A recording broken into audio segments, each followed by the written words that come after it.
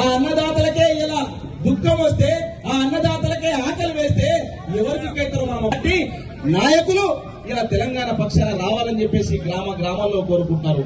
అందుకని ఒక పాట ఉండే కదన్న, సారే మల్ల సాగాన పల్లెలల్లా మల్ల సారే రావాలంటున్నారే, తెలంగాణ పల్లెలల్లా మల్ల సారే రావాలంటున్నారు,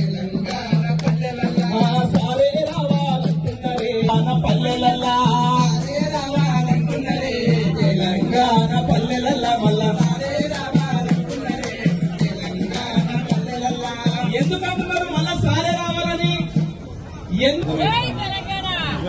ఆలి మెడలోన తాలిని కూడా అమ్మి, ఆలి మెడలోన తాలిని కూడా అమ్మి వేసినావే, అన్నం పెట్టిన రైతన్నని ఆకలి మిగిలెనురా, ప్రణాళికలు ఎన్నెన్ని మారినా బతుకు మారలేదే. మోడీ ప్రభుత్వం ఆకలి మిగిలెనురా, అన్నం పెట్టిన నీకు ఆకలి మిగిలెనురా. సారు మాకు ఆకలే ఉంది, మా పొలాలు ఎండిపోతున్నాయి, నువ్వు ఉన్నప్పుడే బుక్కడు బోండే సారు అని చెప్పేసి. పొలం ఎండిపోతే మా గొంతు తడారిపోయినట్టు అవుతుంది, మా బతుకులు ఆగమైనాయి.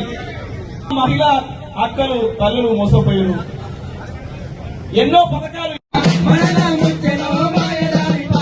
నిన్న పెద్ద సార్ ఒక మాట అన్నాడు, ఏమన్నాడంటే అచ్చిన కరువు కాదు తెచ్చిన కరువు అన్న, ఇది వచ్చిన కరువు కాదు. మళ్ళా తెలంగాణలో గిసొంటి పాటలు పాడతాం అనుకోలే. చిక్కోవే వానమ్మ వానమ్మ వానమ్మ వానమ్మ ఒకసారన్న వచ్చిపోవే,